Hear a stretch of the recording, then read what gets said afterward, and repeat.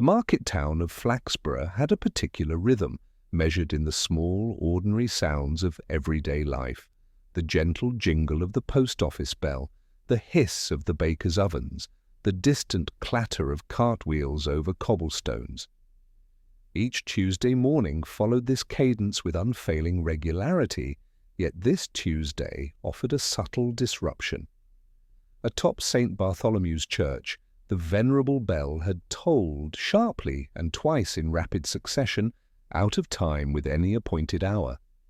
It was enough to draw the attention of the townsfolk, who paused mid-task, glancing skyward in mild alarm. "Did you hear that?" Mr. Grindle, the grocer, asked, addressing no one in particular, as he adjusted his apron. "My cat bolted halfway across Market Street." "Cats are easily startled," Mrs. Grindle replied, trimming a sprig of lavender from the window box. Her tone suggested an attempt at calm, though her eyes flicked toward the church tower with a mix of curiosity and irritation. By the time Inspector Pirbright arrived, there was already a small congregation of onlookers. Canon Fotherby, standing in the doorway of the church, attempted a semblance of authority while adjusting his spectacles and muttering about the impropriety of such disturbances. Pirbright approached with his habitual measured gait, noting the canon's slight flush and the nervous clasping of his hands.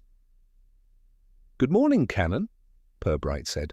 "I understand your bell has been behaving uncommonly today." Yes, quite unseemly," Canon Fotherby replied, eyes flicking to the crowd as if to ensure that their disbelief did not undermine his dignity. "I cannot fathom what would cause it. The mechanism is checked weekly. This is unprecedented." Pirbright said nothing, instead allowing himself the faintest observation of a tremor in the canon's right hand and a subtle tension in his shoulders. Small, easily overlooked details, perhaps, yet each could be meaningful. "Perhaps it's nothing more than a mischievous wind," Pirbright suggested softly, his voice courteous, leaving room for disagreement without imposing judgment. A young boy, perched on the church wall, interjected. "I saw someone up there, sir. They were fiddling with the bell rope, I think.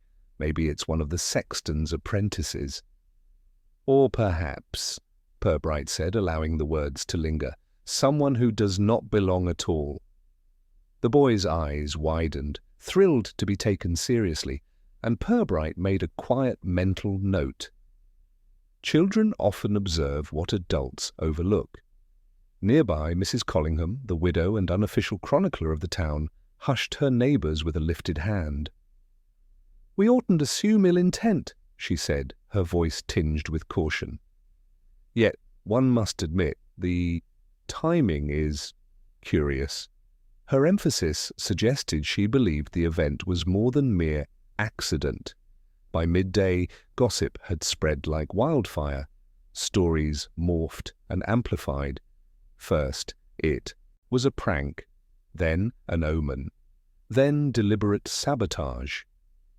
Mrs. Tilling, tending her drooping begonias, suggested that the bell was warning us. Pirbright, walking carefully among the small clusters of townsfolk, remained silent, collecting observations rather than offering interpretations.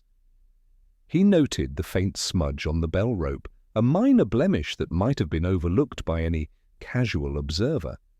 Small and inconspicuous, it could be dismissed, or it could mark the first real clue. As the afternoon mist settled over cobblestones, the initial curiosity hardened into speculation. Several townsfolk debated the bell's erratic behavior over tea, each eager to display their insight. Pirbright listened politely, filing away each remark, observing the subtle interactions, the nervous glances, the exaggerated gestures. The ordinary, he reminded himself, often concealed the extraordinary. At the end of the day, the town resumed its routines, though an invisible tension lingered. The unusual chime had planted a seed of unease, slight but persistent. Pirbright returned to his desk, reviewing the day's events, the boy's testimony, the canon's hesitation, the smudge on the rope. Alone in his office, he pored over the maintenance records, checked visitor logs, and made notes on absences.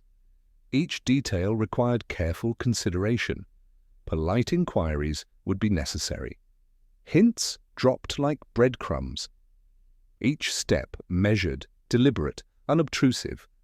The bell remained silent, as if satisfied that its message had been received, quietly reminding the town that someone or something had indeed been heard.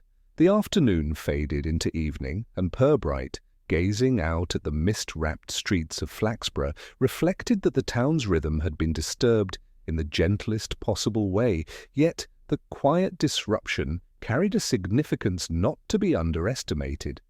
Somewhere above, the bell rested in its stone tower, silent yet accusatory, a sentinel that had seen more than it revealed, and waited patiently for the right ear to notice.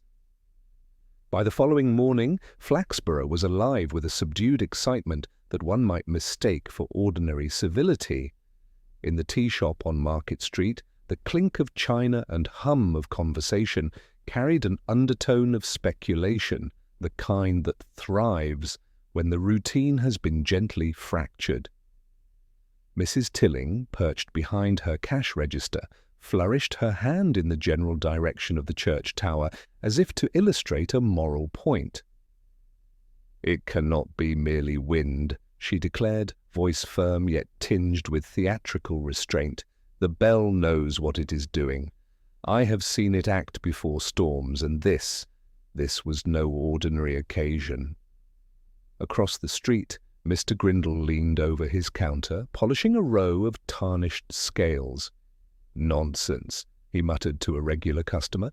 "You lot always think the extraordinary must have some profound meaning, most likely a child or a careless apprentice. My cat agrees, by the way, and cats are rarely wrong."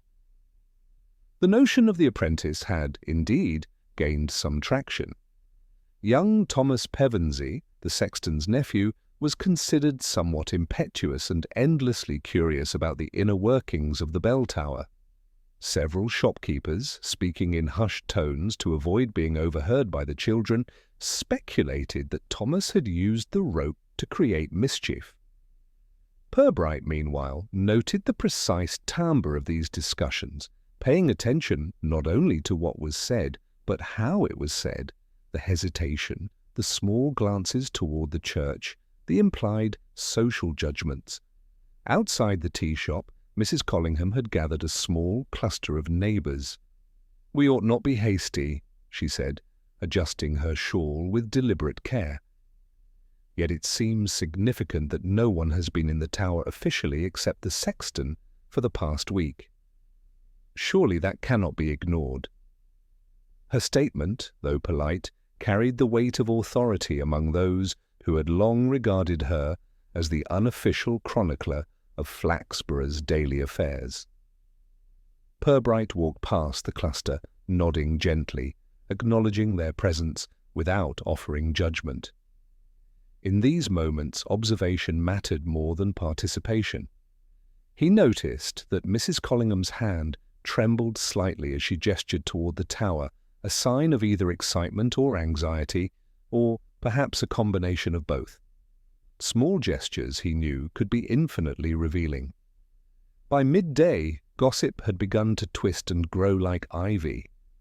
Mr. Grindle, when speaking to the butcher, suggested that someone might be attempting to frighten the canon, an idea that Mrs. Tilling quickly embellished by hinting at a century-old curse attached to the church bell.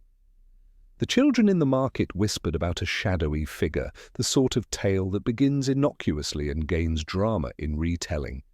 Each retelling amplified the perceived severity of the event, and yet Pirbright recognized the pattern. The extraordinary rarely exists in the form the town imagines. Even the town councillors became involved. Mr. Staplehurst, a man of precise habits and immaculate collars, insisted upon convening an informal meeting at the Guildhall to discuss the implications of the bell's behaviour. "Order must be maintained," he said, folding his hands over a stack of papers, with a seriousness that belied the triviality of the incident. It cannot be allowed that such irregularity go unchecked. Several councillors nodded gravely, offering comments that were carefully measured, if largely speculative. Pirbright, observing the proceedings from the edge of the room, allowed a faint smile at the undercurrent of self-importance. Civic pride, he reflected, often exaggerates its own vulnerability. He noted who fidgeted, who avoided eye contact, and who spoke first and last in the discussion. Each detail contributed to a subtle map of human behavior, a map far more revealing than any mechanical inspection could provide. Meanwhile, young Thomas Pevensey, the apprentice, was quietly interrogated by his uncle, the sexton. "Thomas," the elder man said, voice low yet firm, "have you been near the rope at all?" The boy's response was measured, hesitant, but earnest. "I might have looked at it, uncle, but I didn't touch it. I swear." Pirbright had overheard this exchange and stored it carefully, noting the boy's avoidance of eye contact when he mentioned the canon. Small, seemingly innocent details often concealed meaningful truths. As afternoon descended, Pirbright took his usual walk through the town square. The mist hung low over the cobbles, curling around lamp-posts and shop signs. He passed Mrs. Collingham's window where she had placed a fresh sprig of lavender in the vase and gave her a polite nod.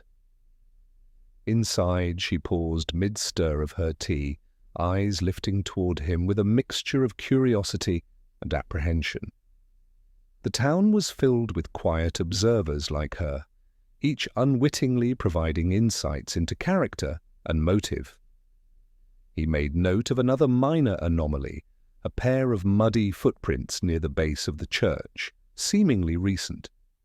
Their path led away from the tower and toward a narrow alley behind the butcher's shop. The prints were small, perhaps adolescent, yet careful, as though the walker had been aware of being observed. It was an insignificant detail to anyone else, but to Pirbright, these subtleties were often the threads that, when woven together, revealed the pattern beneath the surface. In the evening, as the lamplighters completed their rounds, the town seemed to settle back into its routine. Yet beneath the polite chatter and closing shutters, speculation continued to ripple through Flaxborough. The bell, though silent now, had performed its task. It had disrupted the ordinary, elevated curiosity, and quietly ensured that no one could walk past it without wondering. Pirbright, returning to his modest office, reviewed his notes once more. Each conversation, each glance, each tremor of a hand or hesitation of speech was catalogued in the patient mind of the inspector. He understood that the truth would not announce itself in grand gestures or dramatic confessions. It would emerge slowly from the careful observation of human behavior, from the patterns that the casual eye misses. He made a final note of the day's small but curious details: the smudge on the rope, the footprints, Thomas Pevensey's nervous but honest responses, Mrs. Collingham's subtle anxiety, and the counsellor's overinflated concern. Together they formed a mosaic of ordinary actions tinged with subtle irregularities. And as Pirbright closed his ledger and prepared to leave, he considered the quiet insistence of the bell. It had spoken without words, warned without menace, and in doing so had set the stage for the more deliberate investigation to come. In Flaxborough, he reflected, the extraordinary often lurked beneath a sheetia veneer of normality, waiting patiently for someone to notice, and he, as always, had noticed. The town's rhythm had been gently disturbed, the gossip spread like wildfire, and Pirbright, with the habitual patience that defined him, prepared to follow the subtle threads that would ultimately reveal the truth. Pirbright began his rounds the next morning with deliberate calm, moving through Flaxborough with the quiet patience of a man accustomed to listening before speaking. His first stop was the Guildhall, where several councillors were engaged in what they called a preliminary assessment of the bell incident. He offered polite greetings, nodded at Mr. Staplehurst's carefully folded papers, and allowed the discussion to proceed without interruption. While the councillors debated motives and possible culprits with growing self-importance, Pirbright's attention lingered on the smallest signs, a tightening of the jaw here, a flicker of impatience there. In these micro-expressions he discerned much about character and the subtle pressures of social expectation. From the Guildhall he moved on to St. Bartholomew's Church, where Canon Fotherby was overseeing the sexton's routine maintenance check. The canon's hands shook slightly as he presented the inspection log, a detail Pirbright noted with interest but did not comment upon. He inquired with courteous directness about the exact time the bell had tolled and whether anyone else had accessed the tower that morning. The canon replied with a mixture of earnestness and embarrassment, emphasizing the diligence of the sexton while subtly minimizing the possibility of mischief. Pirbright allowed a faint, polite smile to accompany his acknowledgment, careful not to betray the curiosity sparked by the slight inconsistencies in the log. Next, he spoke with the sexton himself, a tall, gaunt man whose eyes flicked nervously to the ceiling, as though the bell above were both accusatory and vigilant. Pirbright asked simple questions. Had the rope shown anywhere? Had there been any unusual visitors? Had anyone loitered near the tower in the past week? The sexton responded in clipped sentences, each one over-polished, rehearsed, and lacking the natural hesitations of genuine speech. Pirbright filed the answers away, noting the careful avoidance of certain details. The time the apprentice, Thomas Pevensey, had left the grounds, the exact position of the ropes after maintenance. All seemed trivial at first glance, yet the inspector's eye lingered, patient and discerning. He then made his way to the market square, where Mrs. Collingham was already in conversation with Mrs. Tilling. Pirbright approached with a courteous nod, listening as they exchanged cautious speculations. Mrs. Collingham offered her version of events, emphasizing the timing of the bell tolls and the apparent absence of official supervision. She included the remark that Thomas Pevensey had been seen near the tower the day before, though she couched it with disclaimers and conjecture. Pirbright inquired about the boy directly, speaking in a tone both gentle and firm. Thomas had been preoccupied with chores, he said, and had only glanced at the bell rope out of curiosity, claiming no intention to manipulate it. His eyes met Pirbright's with a mixture of sincerity and anxiety, and the inspector made a quiet note of the precise inflection of his voice and the slight avoidance of the canon's name. Continuing his rounds, Pirbright stopped at the butcher's shop, where he observed the subtle hierarchy of gossip being passed along. Several townsfolk were huddled near the counter, exchanging theories about possible motives. Pirbright listened politely, interjecting only occasionally with neutral questions that prompted clarification or additional detail. He was less interested in the tales themselves than in the discrepancies and emphases each storyteller offered, Mr. Grindle's exaggerated certainty, the widow's cautious embellishments, the counsellor's anxious attempts to assert authority over facts, all contributed to a subtle map of personalities and potential motives. By mid-afternoon he had spoken with nearly every individual who might offer insight into the bell's strange behaviour. Each conversation was a thread, and Pirbright, with his habitual patience, began to sense the weave forming beneath the surface. Some remarks appeared insignificant, an offhand comment about the rope's looseness, a mention of footprints in the alley, but each added texture to the growing picture.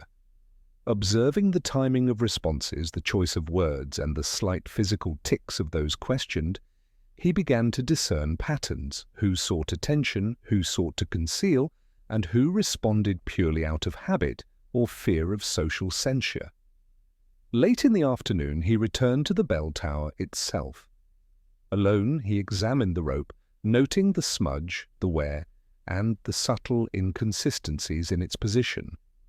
No overt signs of forced tampering were evident, yet the imperfections suggested careful handling by someone aware of the rope's mechanics.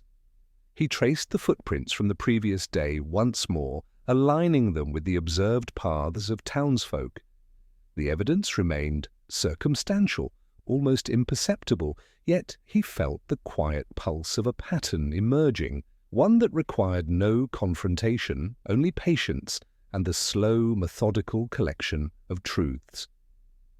Pirbright's inquiries were methodical, unobtrusive, and quietly probing. Each individual he spoke with revealed fragments of character, some voluntarily, some unintentionally. There was no rush, no need for dramatic confession. The town itself, through its conversations, hesitations, and minute gestures, provided the clues he required. Even the canon, earnest and concerned, unwittingly revealed tensions and minor discrepancies, each contributing to Pirbright's subtle understanding. As evening descended, Pirbright returned to his office, reviewing his notes with careful precision. The apprentice appeared increasingly like a convenient scapegoat, a figure upon whom the town might project its anxieties. Yet Pirbright, attentive to detail and human behavior alike, noted irregularities too subtle to be dismissed: the canon's nervous glances, the sexton's polished but guarded statements, the boy's honest avoidance of certain topics. Small-town life, he reminded himself, often masked motives in a veneer of civility, and the truth, when revealed, emerged not through confrontation but through patient observation. By the time he set his pen aside, the town had settled into a quiet routine once more, the market square emptied, shops shuttered, and the lamp-posts casting long shadows over cobbled streets. Flaxborough appeared to have returned to its habitual rhythm. Yet beneath the polite facades and the murmured gossip, Pirbright perceived a network of tension, curiosity, and small, unspoken rivalries. The stage was set, the threads had been collected, and in that quiet stillness he knew that the bell's irregular tolls were only the beginning. The inquiries, gentle and patient, had revealed much and concealed much more. Patterns were forming, subtle but discernible, waiting for the moment when the ordinary appearances of the town would yield the extraordinary truth. The following morning, Flaxborough awoke under the mild suspicion that the culprit behind the bell's erratic chimes had already been identified, though the certainty belonged more to gossip than to evidence. In the Guildhall, Mr. Staplehurst and his fellow councillors convened with that peculiar seriousness reserved for perceived crises, their discussions weighted with the assumed authority of civic duty. The narrative they advanced was neat and plausible. Young Thomas Pevensey, the sexton's apprentice, had been seen near the tower, and was sufficiently curious, perhaps even mischievous, to have pulled the rope out of turn. Pirbright observed this tidy construction of blame without comment, allowing the council to articulate their case in full. The apprentice, as the theory went, represented a convenient explanation that satisfied the need for immediate closure. Yet in Pirbright's mind, the absence of confirmation and the presence of inconsistencies kept him from any hasty judgment. He noted the slight overemphasis in the councillors' voices, the subtle eagerness with which they accepted this tidy resolution, and the social pressure applied to everyone involved to corroborate the narrative. These were as revealing as the physical evidence, if not more so. Seeking clarification, Pirbright visited Thomas's lodgings behind the churchyard. The boy, aware of the town's suspicions, greeted him with a mixture of apprehension and defensive pride. He recounted his activities, speaking carefully but honestly, his hands fidgeting with a worn notebook that had accompanied him since the start of his apprenticeship. Pirbright asked questions with gentle precision, each phrased to elicit details without implying blame. Thomas described wandering near the tower to observe maintenance procedures, glancing at the rope but insisting that he had not touched it. There was an awkward pause when he mentioned seeing the canon earlier in the day, and Pirbright made note of it, storing both the spoken words and the unspoken tension. Later, in the tea shop, the same theory was aired and reinforced. Townsfolk exchanged knowing glances, recounted what they believed they had seen, and amplified minor observations into seemingly significant evidence. Pirbright listened with measured patience, observing the patterns of repetition, exaggeration, and social reinforcement. Each retelling carried its own embellishments. One claimed to have seen the rope sway unusually, another insisted that footsteps had echoed in the tower, while a third suggested that Thomas had been unusually excited the previous evening. All these fragments, though superficially consistent, revealed variations that indicated the fragility of the narrative. By afternoon, even the sexton himself seemed to lend credence to the idea, if only in private mutterings. "He's a curious lad, that's all," the man said, rubbing his temples. "Never in trouble before, mind, but I dare say he might have taken a peek." His statement was carefully qualified, yet its tone was enough to encourage those who sought a neat explanation. Pirbright made note of the subtle deflections, the avoidance of certainty, and the measured reluctance to fully accuse. It was the very restraint that made the situation suspicious rather than resolved. Returning to the churchyard, Pirbright examined the bell tower once more, noting the rope's smudge and the footprints that led away from the entrance. Nothing in the material evidence conclusively implicated the apprentice, and yet the town's social mechanisms had already constructed him as the guilty party. Pirbright observed the footprints in relation to Thomas's account, noting subtle discrepancies between their path and the boy's described movements. The contrast suggested that either memory had failed or that some other presence had been overlooked, an idea he recorded with quiet deliberation. The canon, consulted once again, expressed frustration with the assumption that the apprentice was at fault. His tone was defensive, yet polite, revealing the tension between clerical authority and the town's inclination for simplified explanations. "I would not believe it of Thomas," he said, adjusting his spectacles, "but people will always seek the most convenient explanation, will they not?" Pirbright acknowledged the remark with a slight nod, noting the canon's discomfort in allowing an answer that contradicted public opinion. In the late afternoon, Pirbright attended a brief council gathering called to address the incident's social impact. The discussion was, predictably, focused on Thomas as the presumed culprit, yet small anomalies punctuated the narrative. A councilman's hesitation when asked for precise times, a clerk's misremembered detail about rope maintenance, a townsperson's contradictory statement about the boy's whereabouts. Each inconsistency was minor, almost invisible to all but the most attentive observer, yet Pirbright catalogued them, recognizing the value of what others dismissed. By evening, the town had largely accepted the apprentice as the first obvious suspect. Conversations in the streets, in shops, and over tea reflected this social consensus. Yet in Pirbright's office, he reviewed the day's notes with methodical care. The rope's smudge, the footprints, Thomas's precise but cautious account, the canon's uneasy comments, and the subtle contradictions in council testimony. None of these individually proved guilt, but together they formed a framework that demanded careful scrutiny rather than immediate conclusion. As darkness settled, Pirbright considered the nature of the town's inclination to accept the simplest narrative. Convenience, social pressure, and a desire to restore order often outweighed meticulous observation, a fact that ensured the first suspect was rarely the true culprit. Patience, he reminded himself, was essential.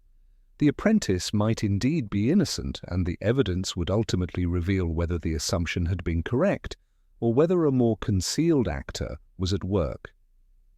Flaxborough resumed its routine, outwardly serene, yet subtly tense, each resident carrying the conviction of having glimpsed a solution. Pirbright, patient and deliberate, understood that appearances often masked complexity. The day's inquiries, conversations, and minor discrepancies provided a foundation upon which a deeper understanding would emerge. And somewhere above the town, the bell remained silent, its stone tower seemingly indifferent yet quietly observant, as though the truth it had witnessed awaited the proper moment to be revealed. Pirbright made final notes in his ledger, cataloguing each small observation with the care of a man piecing together a mosaic from fragments. The town's consensus, the neat assumption that Thomas Pevensey had pulled the bell rope, was acknowledged but not accepted. He understood that the threads of truth were rarely visible in their entirety at first glance, and that patience, quiet scrutiny, and gentle inquiry would ultimately uncover the actor behind the bell's unseemly chimes. The evening mist thickened over Market Street, curling around lamp-posts and shuttered shops. Flaxborough slept, yet the narrative of the bell and the first obvious suspect persisted in whispered conversations. Pirbright, alone in his office, reflected that the apparent resolution was nothing more than a preliminary chapter. The true pattern remained hidden, waiting for the careful assembly of details, contradictions, and human behavior to reveal itself in due course. By the next morning, Pirbright had resolved to revisit the bell tower, seeking a clarity that the previous day's social narratives could not provide. The town, having settled on Thomas Pevensey as the first obvious suspect, had not yet noticed the small anomalies that whispered inconsistencies beneath the polished surface of gossip. Pirbright, however, had an eye for what others overlooked, and he approached the task with patient deliberation, noting the shifting light over the stone spire and the faint dampness of the rope where hands had brushed against it. Ascending the narrow spiral staircase, he observed the pattern of dust on the steps, its disruption suggesting a movement not accounted for in any of the accounts he had gathered. The disruption was minor, almost negligible, yet it spoke of someone who had been careful, aware, and deliberate. A small scratch on the banister caught his attention, irregular in depth and direction. Pirbright crouched slightly, aligning the scratch with the light, observing the angle and depth with clinical patience. It indicated a hand carrying something slender and metallic, a detail that might have been entirely ignored by any casual observer. The bell rope itself held further curiosity. The smudge of dirt previously noted had a subtle irregularity. Its position along the length suggested that someone of smaller stature had handled it, yet not in the manner one would expect from a child's exploratory grasp.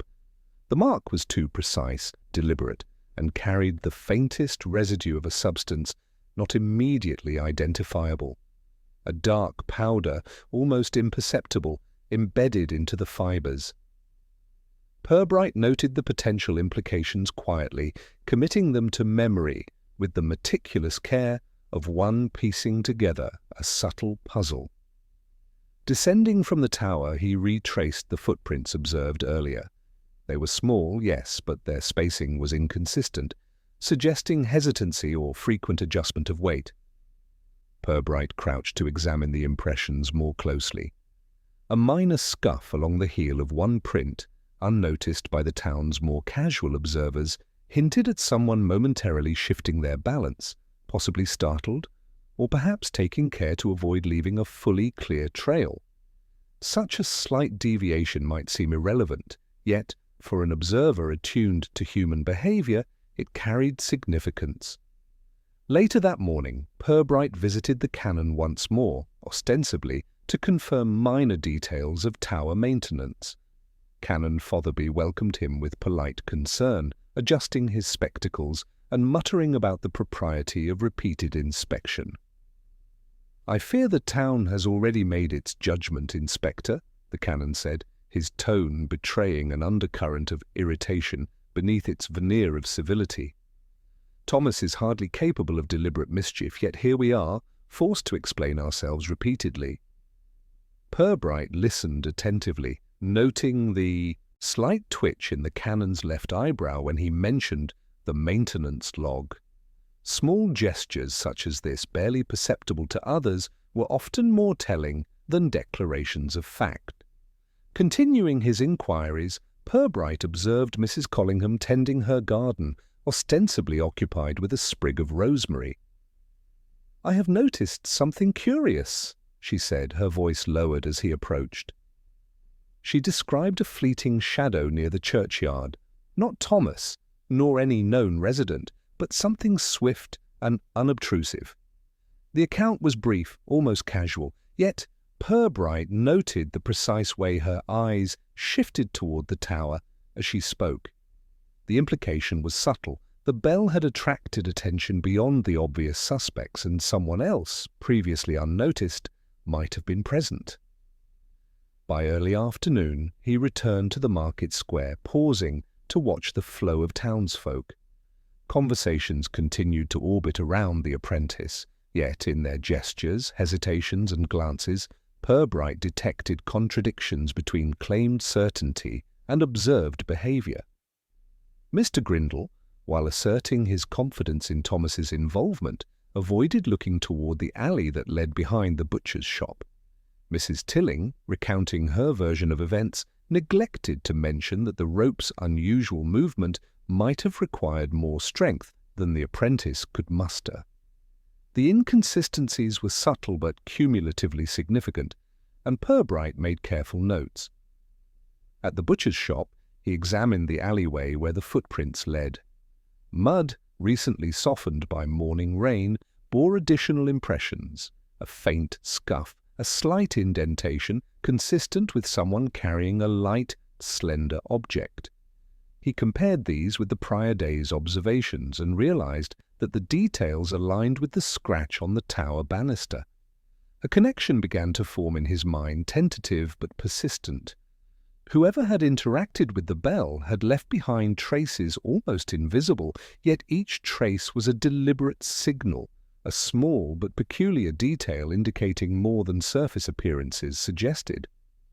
Returning to the churchyard, he paused to observe the tower from a distance, noting the quiet alignment of stones, shadows, and rope. It was unremarkable to any passerby, yet to Pirbright the arrangement was deliberate. The irregularities he had catalogued, the smudge, the scratch, the footprints, the subtle shadows, began to cohere into a pattern that pointed not to the obvious suspect, but to an actor who moved carefully, deliberately, and with knowledge of both human observation and social expectation. By evening, the town had resumed its customary rhythm, unaware of the subtle deviations that signalled the deeper truth. Pirbright, seated at his desk, compiled his notes, aligning each minor anomaly against the known movements of the apprentice, the sexton, the canon, and other town figures. Each small detail, when viewed individually, was almost meaningless. When combined, however, they suggested an unseen hand, a deliberate manipulation executed with patience and care. He reflected on the nature of these small discrepancies, the quiet clues that so often escape notice, and understood that the narrative accepted by the town, Thomas Pevensey, as the culprit, was insufficient to account for the observed evidence. The truth lay in these minutiae, in the deliberate signs left by a careful actor, waiting for an observer capable of patience, subtlety, and discernment. As the lamplighters completed their rounds, casting soft light over the cobbled streets, Pirbright made a final note of the day's discoveries. The small but peculiar details, the smudge on the rope, the scratch on the banister, the irregular footprints, the fleeting shadows, were the threads that would guide him forward. The apprentice remained the first obvious suspect to the town, yet for Pirbright, the puzzle was only beginning to reveal its quiet, intricate pattern. Pirbright took the morning air slowly, walking through the quiet streets of Flaxborough with the methodical patience that had become his signature. The small but peculiar details from the bell tower continued to occupy his attention, yet he understood that the investigation required a broader lens. The town itself was a lattice of minor grievances, petty rivalries, and subtle social debts, each capable of shaping behavior in ways that could illuminate the bell's mystery. To limit inquiry to the apprentice or the sexton alone would be to ignore the intricate human tapestry in which the incident had occurred. His first stop was Mrs. Tilling's shop, where the faint scent of damp begonias mingled with the aroma of tea.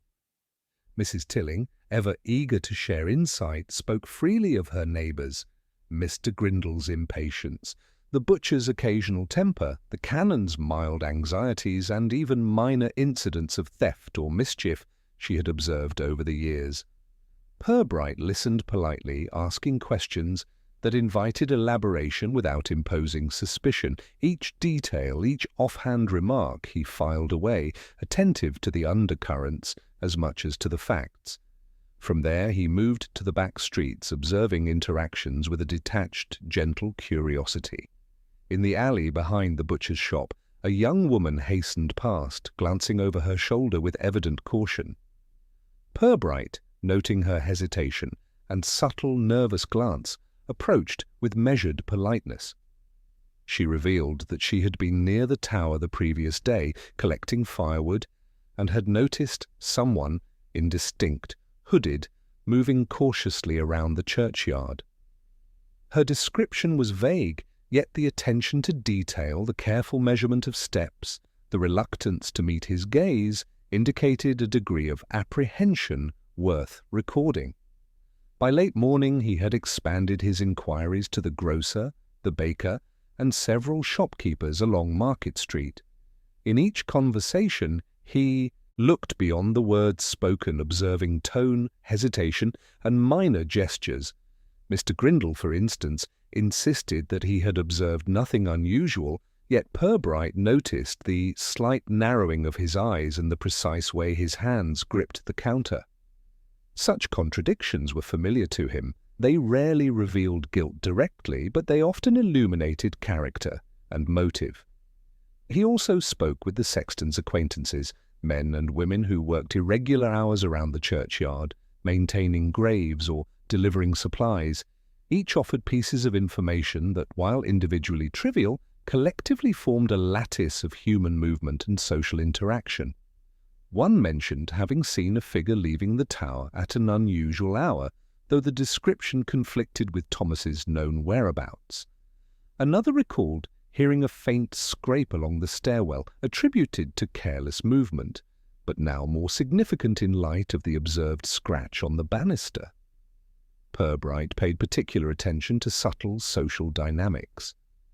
Townsfolk often sought to present themselves as trustworthy or blameless, yet their inadvertent slips, hesitations, overemphasis, omitted details revealed more than conscious statements. A woman recounting her observations of the market avoided mention of a neighbour she disliked, thereby skewing the timeline slightly. A council clerk misremembered the time of rope maintenance in a way that seemed minor, but conflicted with other accounts. Each small discrepancy was a thread, and Pirbright carefully wove them into a broader map of human behaviour.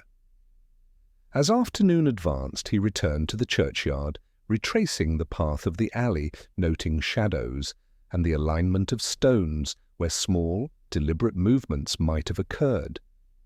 The footprints previously recorded now intersected with minor scuff marks that suggested the passage of more than one person, or perhaps a careful avoidance of leaving direct evidence.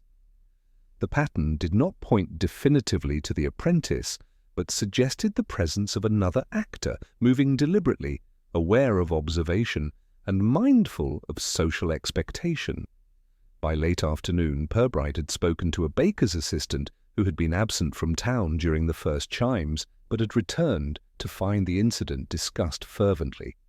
The young man offered observations about a shadow flitting near the tower, entirely coincidental perhaps, yet his nervous manner and careful choice of words hinted at additional complexities. Each minor contribution, though individually negligible, built a network of potential interactions, movements, and motives that could not be ignored. Evening came with a gentle mist over the cobbled streets, softening edges and lending a certain quiet to the town that contrasted with the internal ripple of gossip and speculation. Pirbright, walking back toward his office, reflected that the first obvious suspect, the apprentice, was now increasingly insufficient to explain the totality of observations.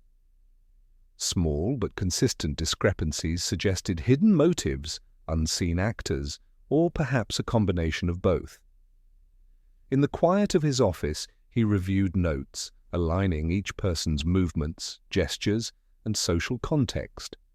Minor grievances, past disputes, and subtle rivalries formed an underlying pattern that made the Bell's mystery more intricate than the town imagined.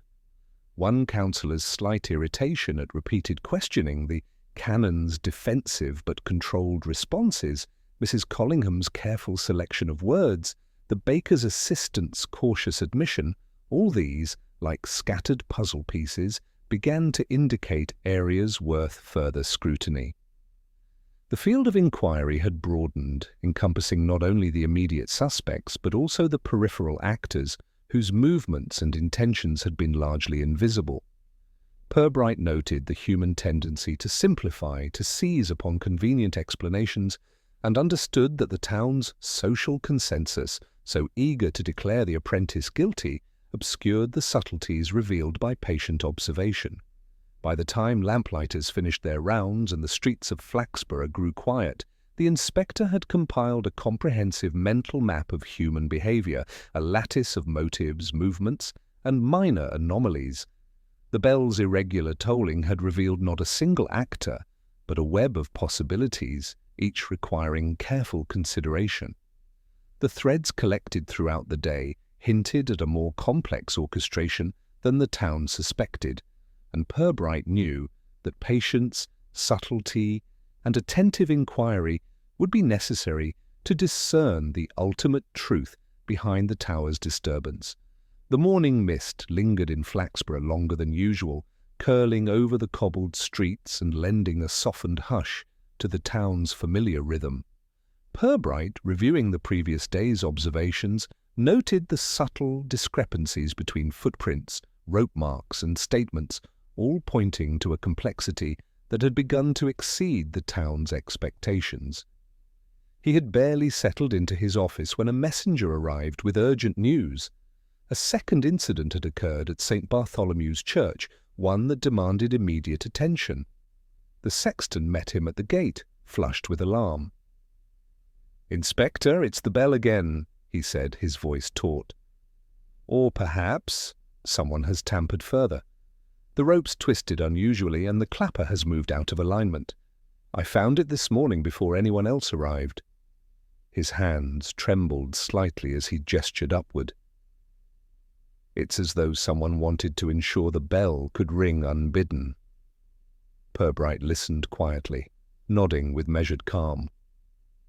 He asked for a precise description of the rope's condition, the position of the clapper, and any anomalies in the tower itself. The sexton detailed his morning inspection, emphasizing the careful alignment that had previously existed and the minor but deliberate irregularities now present. As he spoke, Pirbright's mind traced the possible movements required to achieve the misalignment, deliberate, informed, and careful, unlikely to have been accomplished by a mere child or an impulsive apprentice. At the base of the tower, townsfolk gathered, murmuring with increasing excitement. Rumours spread rapidly. Some insisted the apprentice had returned in secret, others whispered of a more deliberate saboteur, and a few even speculated about supernatural interference. Pirbright observed without comment, noting each gesture and each inflection, cataloguing the subtle ways in which concern, fear, and curiosity intertwined. The repetition of small details, he knew, often revealed human preoccupations more clearly than overt declarations of guilt. The canon arrived, adjusting his spectacles and offering a flustered greeting. His voice carried tension beneath its polite veneer. "Inspector, I can assure you that the maintenance log is accurate. Yet the rope, this morning it was quite unlike yesterday. I confess I do not understand how such a change could occur." Pirbright remarked quietly on the canon's subtle hesitation, the slight upward glance as he mentioned the log, and the carefully measured restraint in his tone. Each micro-expression suggested awareness of something unspoken. Pirbright then examined the tower with meticulous care. The rope bore fresh marks consistent with deliberate handling, yet the marks were slightly different from the previous day. Angles altered, fibers compressed in ways indicating someone mindful of leaving minimal trace. He compared these with the earlier smudge and the scratches on the banister, noting alignment and subtle deviations. The discrepancies suggested the same individual had interacted with the bell more than once, reinforcing the idea of intentional planning rather than impulsive curiosity. Footprints outside the tower told a similarly intricate story. They intersected with those observed previously, but diverged in places that implied careful retracing or avoidance of observation. Pirbright crouched to inspect them, noting weight distribution, stride length, and scuff marks, all of which suggested caution and familiarity with the tower's surroundings. The presence of these signs in conjunction with the new irregularities indicated a deliberate escalation. Whoever had initiated the first incident had returned with forethought, testing the boundaries of observation and suspicion. The townsfolk debated theories among themselves, the energy of speculation intensifying. Mrs. Tilling's account of the apprentice's previous movements was repeated with greater emphasis, yet Pirbright noticed how her gestures betrayed uncertainty. Mr. Grindle continued to insist on a child's culpability, though his eyes flicked repeatedly toward the shadows of the churchyard, betraying an awareness of other possibilities. The human tendency to simplify remained strong, but it was strained now against subtle evidence of a more complex orchestration. By midday, Pirbright spoke quietly with Thomas Pevensey. The boy was pale and anxious, insisting again that he had remained near the workshop, unaware of the second incident, until he returned to observe the town's speculation. Pirbright listened attentively, noting his posture, the careful avoidance of the canon's name, and the slight twitch in his fingers as he recounted his movements. These behaviors, while seemingly minor, provided the inspector with reassurance that the apprentice's innocence was plausible. Pirbright then spoke with the sexton, who expressed frustration and a subtle defensiveness. "I cannot account for the second irregularity, Inspector. I maintain the tower carefully, yet someone with knowledge, has altered it again." The sexton's wording, his emphasis on knowledge and care, suggested both genuine perplexity and a concern for reputation, elements Pirbright catalogued for future reference. By late afternoon, the broader implications became clear. The neat narrative assigning blame to the apprentice had collapsed under the weight of repeated anomaly. The rope's condition, the movement of the clapper, and the recurring footprints suggested an actor who was deliberate, informed, and conscious of observation. Pirbright's notes reflected a web of human behavior rather than a single, impulsive action. The second incident complicated the narrative, undermining the first assumption, and hinted at a motive beyond mere curiosity. Walking back through the misted streets, Pirbright observed the town's response.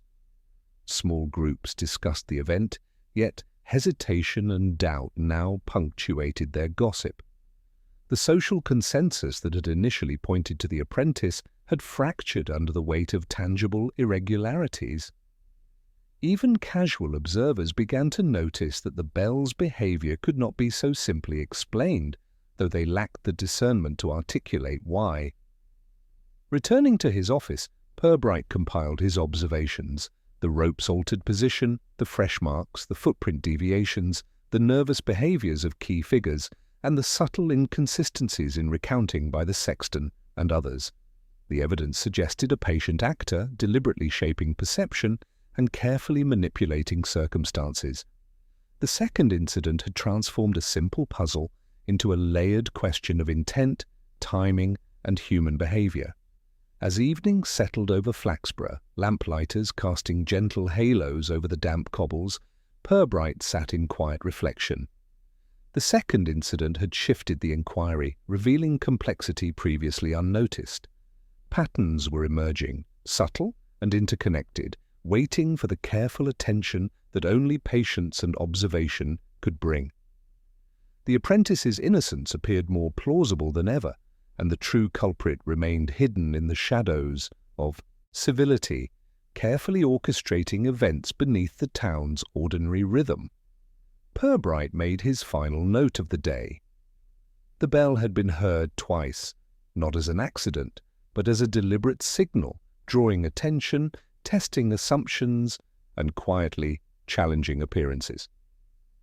The investigation had deepened, the field expanded, and the stage was now set for the subtler observations and orchestrated inquiries that would follow.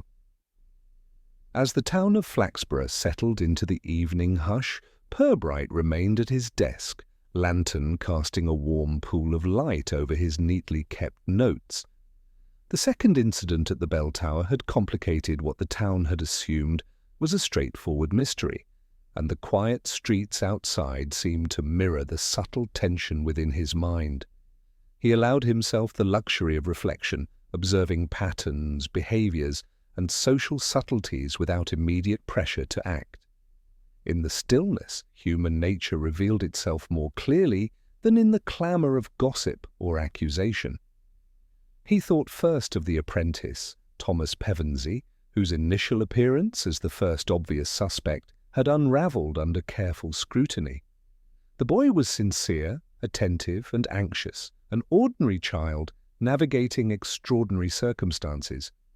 Pirbright considered the ease with which the town had projected culpability onto him, a reflection of their desire for tidy narratives rather than nuanced truth.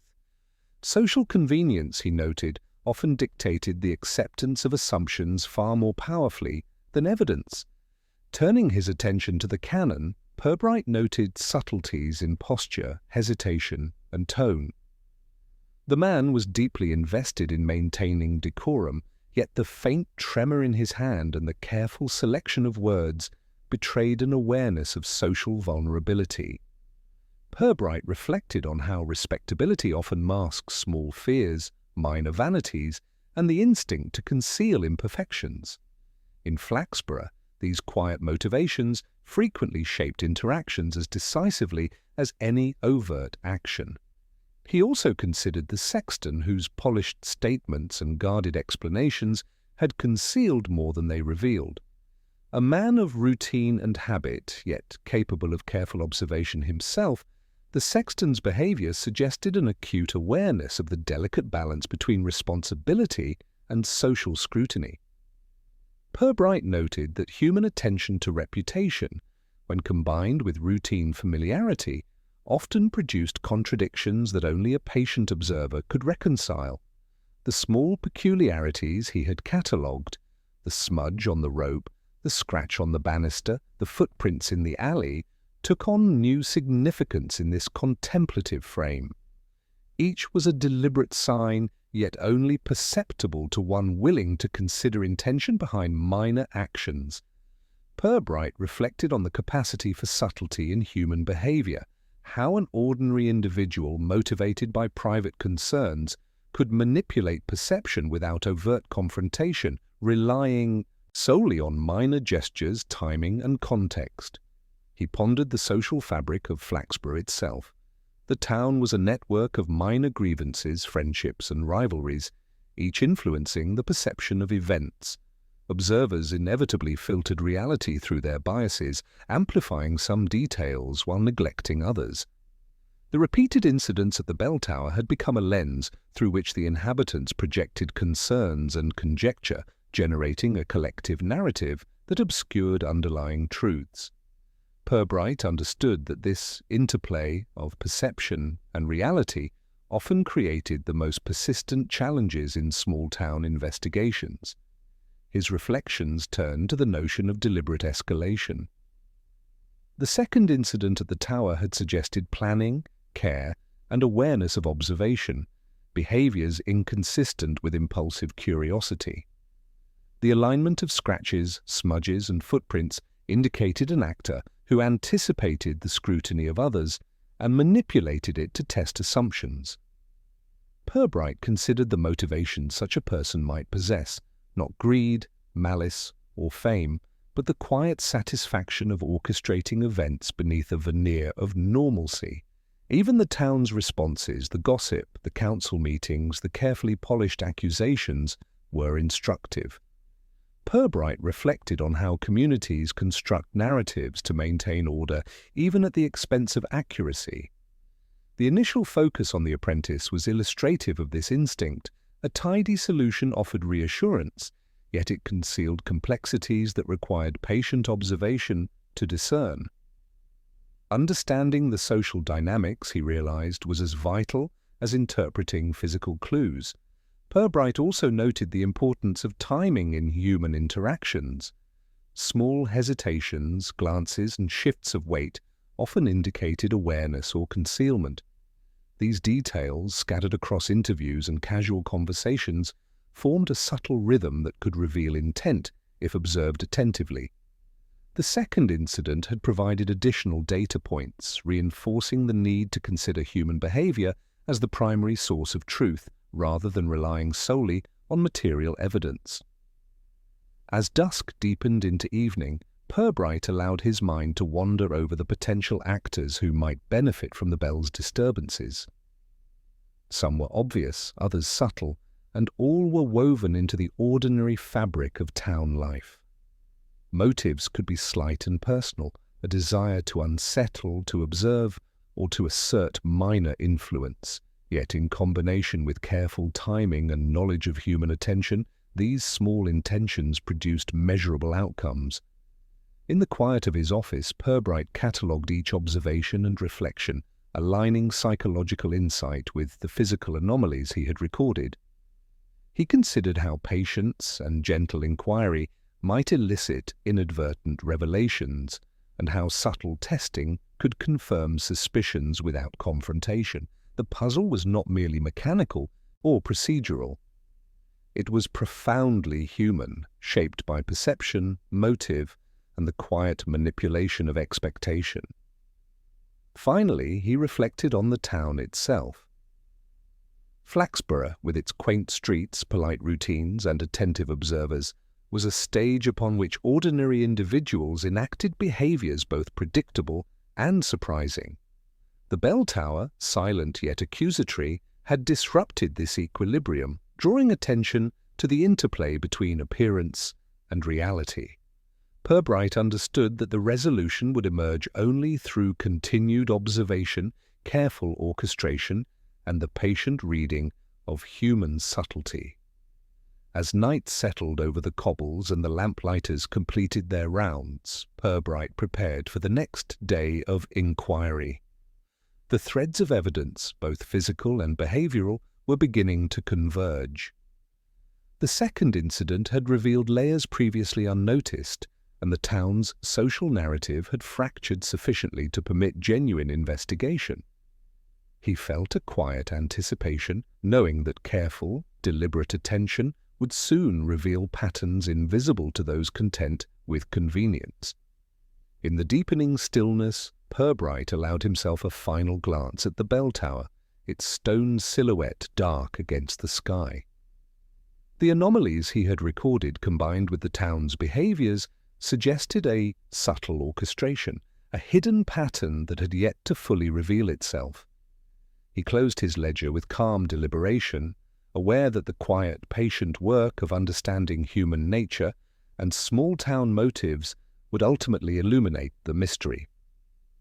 The evening air, cool and still, carried with it the assurance that the tower had spoken. and that the attentive ear would hear the truth in due course. The morning air in Flaxborough carried a faint chill, though the streets were already waking to their usual rhythm. Pirbright, having reviewed the prior incidents and his reflections, understood that subtlety rather than overt questioning would now yield the most valuable insights. He planned a gentle, deliberate test to observe reactions without creating alarm, a method honed over years of patient investigation. The bell tower, with its silent witness, would serve as both setting and instrument for this next stage. He began by inviting several townsfolk for a casual inspection of the churchyard, presenting it under the pretence of routine observation. Canon Fotherby attended, adjusting his spectacles with an air of polite anxiety, while the sexton lingered near the entrance, his tall frame rigid with mild apprehension. Thomas Pevensey trailed behind, looking uncertain but resolute, aware of the town's lingering suspicions. Pirbright allowed the group to circulate freely, observing interactions, glances, and minor gestures. The arrangement itself was a quiet stage for human behavior, each person unaware that they were participating in a subtle psychological probe. Pirbright directed conversation toward the maintenance of the tower, framing questions about routine checks, rope alignment, and general safety. Each query was neutral, deliberately constructed to encourage unguarded responses.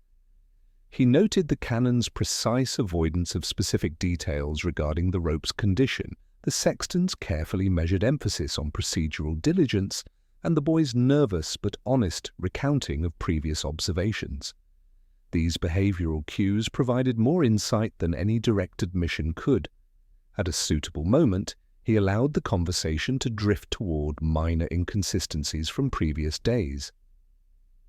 He mentioned casually that small footprints had been noted outside the tower, leaving it to the group to respond. The sexton's posture stiffened, and he shifted slightly as if uncomfortably aware that someone might perceive his knowledge differently than intended. The canon, meanwhile, adjusted his collar and glanced skyward toward the bell, a subtle but telling movement. Thomas, fidgeting with the edge of his notebook, remained silent, an indication of awareness rather than guilt.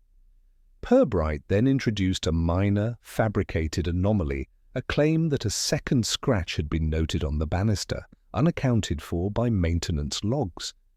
The purpose was not deception, but careful provocation, a controlled statement intended to observe reactions. The canon's slight start, the sexton's narrowed eyes, the almost imperceptible flinch of a council clerk who had accompanied them earlier, all were signals of concern, attention, or concealed knowledge. Pirbright catalogued each micro-expression, knowing that involuntary responses often revealed truth more reliably than deliberate words. He allowed the group to examine the rope briefly, asking no direct questions about who had handled it. The tension was subtle but pervasive. Everyone was conscious of being observed without fully realizing the method behind the scrutiny. Pirbright paid attention to hand placement, hesitation in speech, and the tiny micro-gestures, a finger brushing the rope nervously, a shift in weight, a gaze flicking to the tower's shadow. Each action added to the mosaic of human behavior he had been constructing since the first chimes. Next, he invited individuals to recount their activities around the tower over the past week, framing the inquiry as casual conversation rather than interrogation. He observed contradictions and hesitations, recording them meticulously. The canon offered precise accounts of maintenance schedules, yet minor lapses in timing suggested gaps between observation and assertion. The sexton elaborated on procedural checks with a practiced calm, but the emphasis on diligence hinted at awareness of unobserved actions. Thomas repeated his earlier statements with consistency, further suggesting innocence. Pirbright allowed the test to unfold over the course of an hour, interspersing casual comments about potential causes for the bell's irregularities. He observed attentively, noting how reactions to hypothetical scenarios varied. A subtle tightening of the jaw, a flicker of the eye, a delayed response, all were indicators of consciousness regarding events beyond the official narrative. The interplay of caution, curiosity, and restraint formed a clear pattern for the inspector, revealing who was likely aware of more than they admitted. By mid-afternoon, Pirbright had observed a convergence of behaviours that suggested a single actor's influence. The sexton, while careful and practised in demeanour, exhibited micro signs of knowledge beyond that required for routine maintenance. Canon Fotherby's attention to detail, coupled with restrained defensiveness, indicated awareness of deviations he could not account for. In contrast, Thomas Pevensey remained consistent in both gestures and narrative, reinforcing the earlier conclusion that he was unlikely to be the orchestrator of the incidents. Finally, Pirbright staged a subtle comparison. He suggested that perhaps the rope's wear might be a sign of repeated handling by someone particularly attentive, leaving the statement open-ended and non-accusatory. The reaction he observed, a fleeting glance exchanged between the sexton and the canon, a slight flush of acknowledgement, a minuscule tightening of the sexton's fingers, was sufficient to confirm suspicions. The individual responsible had inadvertently revealed awareness of events beyond what had been disclosed publicly, precisely as Pirbright had intended. The test, conducted with patience, civility, and strategic neutrality, had yielded the insights required. The subtleties of human behavior, the timing of responses, the avoidance of direct eye contact, the minor gestures betraying conscious concealment, provided more clarity than direct questioning ever could. Pirbright catalogued each observation carefully, aligning them with prior anomalies: the smudge on the rope, the scratch on the banister, the irregular footprints, and the second incident's deliberate manipulation. By evening, the quiet streets of Flaxborough were once again cast in shadow and mist, yet the web of human interactions had revealed a pattern invisible to the town at large. Pirbright, reviewing his notes, considered the effectiveness of subtle orchestration and the predictable ways in which individuals responded to carefully constructed observation. The test had not only confirmed suspicion but had clarified the psychological framework of the actor, providing the final pieces necessary for resolution. He closed his ledger with deliberate care, aware that the subsequent reveal would require finesse and composure. The patterns were now sufficiently clear to distinguish between intention and accident, observation and concealment. The quiet patience exercised throughout the day had borne fruit, and the stage was set for a calm and measured explanation that would bring clarity to the events surrounding the bell tower. The afternoon sun cast a gentle glow over Flaxborough, softening the outlines of the town's familiar buildings and lending a calmness that contrasted sharply with the subtle tension that had accumulated over several days. Pirbright invited the principal figures to the churchyard, presenting the gathering as a simple review of recent events. Canon Fotherby, the sexton, Thomas Pevensey, and a few concerned townsfolk assembled with polite curiosity, unaware that the moment of explanation had quietly arrived. Pirbright, standing with measured composure, allowed the silence to deepen, encouraging reflection and attentive observation. He began with a recapitulation of the known facts, avoiding drama, yet ensuring precision. The bell had tolled irregularly, disturbing the town and initiating a chain of speculation. Initial attention had focused on the apprentice, Thomas Pevensey, who had been observed near the tower and whose nervous demeanour made him a convenient suspect. Yet Pirbright emphasized the importance of careful observation, subtle discrepancies, and the need to differentiate between assumption and evidence. The gentle cadence of his voice drew listeners into the methodical logic that would underpin the forthcoming revelation. "Consider first the rope itself," Pirbright said, gesturing toward the tower with a calm hand. A smudge was noted, consistent with handling by small hands, yet its placement, texture, and accompanying marks suggest deliberate care rather than impulsive curiosity. The scratches on the banister, slight yet precise, indicate movement involving a slender object, controlled and intentional. These are not the hallmarks of a child experimenting, nor of casual mischief. He paused, allowing the observations to settle among his listeners. Even the sexton shifted slightly, attentive to the precision in the inspector's assessment. Pirbright continued, tracing the chain of footprints in the alley, noting weight distribution, stride variations, and subtle scuff marks. These footprints diverge from the movements claimed by the apprentice, he explained, and show adjustments that suggest caution, awareness, and anticipation of observation. Combined with the second incident where the rope and clapper were deliberately misaligned, a pattern emerges. Someone moved with intent, influencing perception while minimizing trace. He allowed his eyes to meet each listener's in turn, conveying calm authority without accusation. Turning to the behaviors he had observed during his inquiries, Pirbright highlighted minor yet revealing reactions. The canon's slight hesitation when questioned about maintenance logs, the sexton's guarded emphasis on diligence, and the subtle interactions between council members and townsfolk had collectively pointed to a different narrative than the one assumed.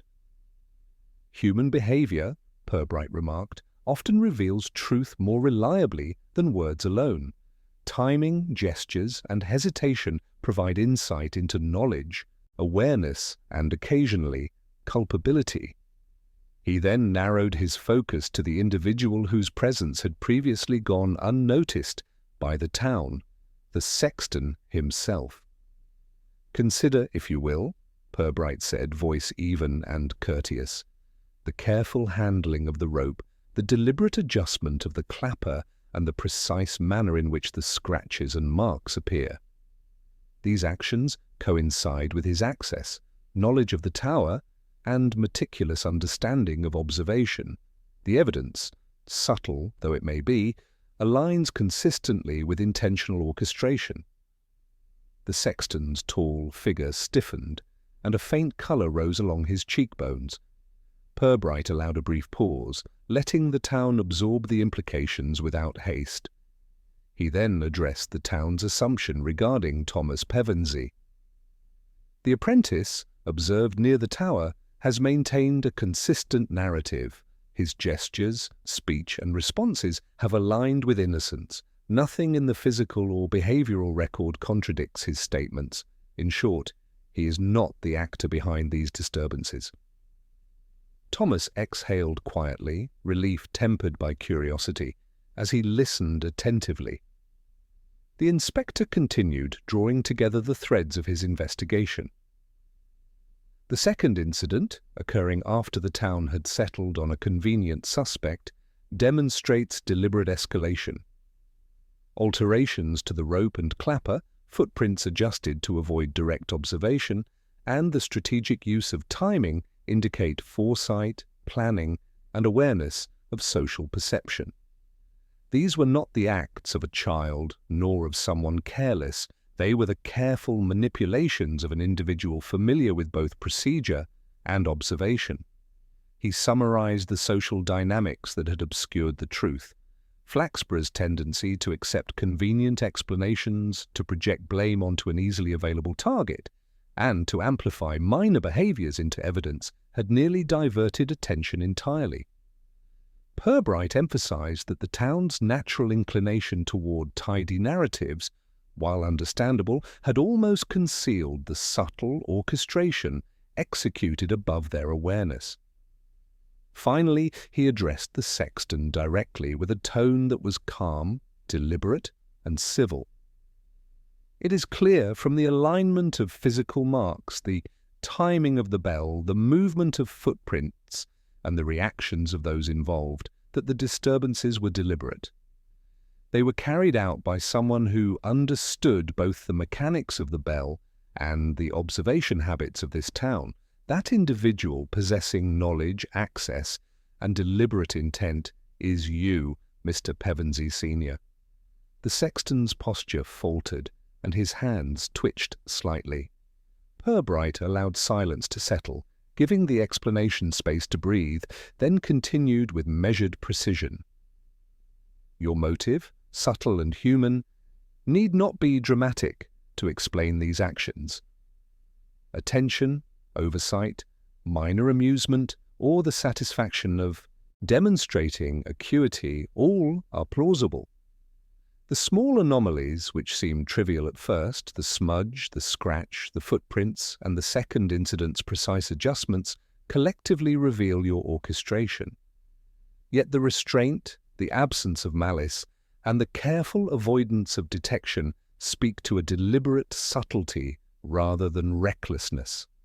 The sexton finally nodded, acknowledgment mingled with a faint trace of embarrassment and relief at the composed, non-accusatory tone. The canon adjusted his spectacles, murmuring polite assent, while Thomas Pevensey and the assembled townsfolk absorbed the revelation with quiet astonishment. The truth, revealed without melodrama, unfolded naturally, connecting every minor observation and behavioral cue that had seemed insignificant in isolation. Pirbright concluded by emphasizing the interplay of observation, social dynamics, and human subtlety. Flaxborough's ordinary rhythms were disturbed only slightly, yet those disturbances revealed truths that careful observation could uncover. The lesson, gentle though it may be, is that small acts interpreted in context often illuminate intentions far beyond immediate perception, and thus the mystery of the bell tower, while subtle, has been resolved through patient observation and measured understanding. He stepped back, allowing the calm of reason to settle over the group. The bell tower, silent yet omnipresent, remained a witness to the subtle orchestration that had tested the town's assumptions. Flaxborough, reassured and enlightened, began to relax into its familiar routines, aware now of the careful observation that had discerned truth from assumption, subtlety from apparent simplicity, and human intention beneath ordinary appearances. The morning after the revelation, Flaxborough appeared to move as it always did, its cobbled streets bright with sunlight, and the faint scent of damp earth lingering in the corners.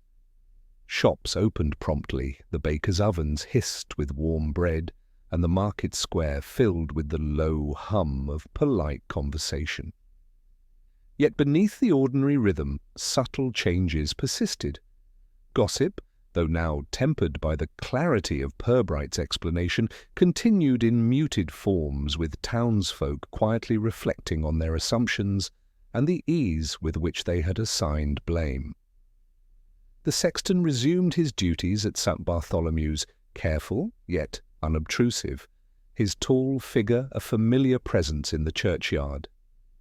He moved with deliberate attention, ensuring that maintenance routines were followed meticulously, yet there was a new softness to his actions, an acknowledgment of oversight and humility. Canon Fotherby, in turn, conducted his morning service with gentle composure, his voice steady though a slight tension lingered at the edges, the memory of scrutiny reminding him of the weight of observation and human fallibility. Thomas Pevensey, relieved yet thoughtful, attended to minor tasks around the tower.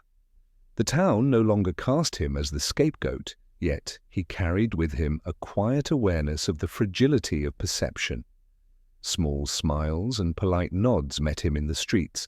Curiosity persisted, but suspicion had been replaced by tempered respect. Pirbright observed the boy from a distance, noting the careful composure he displayed and the subtle learning inherent in this brush with misjudgment.